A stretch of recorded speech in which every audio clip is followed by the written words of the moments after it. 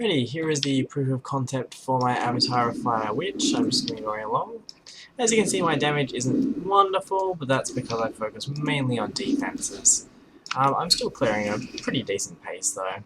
I could easily get a lot more damage if I swap my second curse from Enfeeble to Flammability, and I do that for a lot of maps, but I like having this extra safety that Enfeeble allows, so most of the time I run with Enfeeble.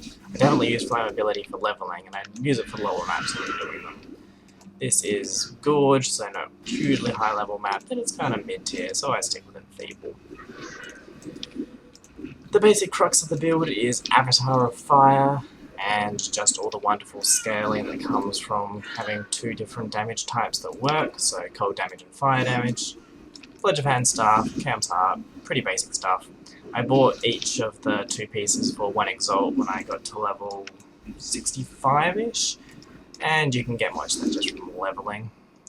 I will obviously write more in the build guide to get around to that part. This is just the proof of concept. See how it goes. You can see that I am not really paying a lot of attention to the screen. The Nova hits everything, the Nova kills everything. I've got a Mortical if I get hit with physical damage, so that doesn't really affect me.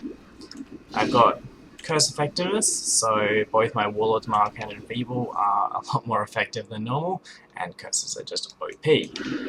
As soon as I saw Blast Me, I knew it was going to be powerful. And of course, with the 30% reservation, it's a bit less powerful, but it's still very powerful. I would normally need to be doing a lot more effort to keep these curses up, but in this case I just walk forward and it happens. He's probably got some sort of elemental resistance, because he lasted a little while, didn't he? Oh well, he's dead now. No need to worry too much. Oh look, a crappy unique, how wonderful. This build clears pretty fast, mainly because the AoE, you can see that it's quite large. So I tend to get experience quite quickly as well. That really helped leveling up the character. I'm only level 91 at the moment, but it's such a safe character that I reckon I could easily get it a lot further with just a bit more time. Alright, I'll do the box. I didn't want to waste my time, so let's just open it and stuff. Most of the time when I open boxes, I just make sure that it doesn't have... freezes is fine because you just remove it, but Detonate Dead is deadly. Detonate Dead is pretty much the only reason I don't just YOLO boxes. It has killed me on far too many characters. My Lightning Warp is very useful for positioning.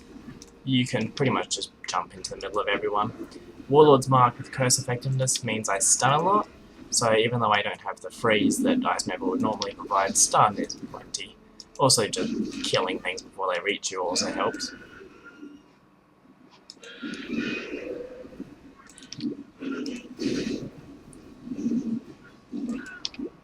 Gotta be reaching the end fairly soon.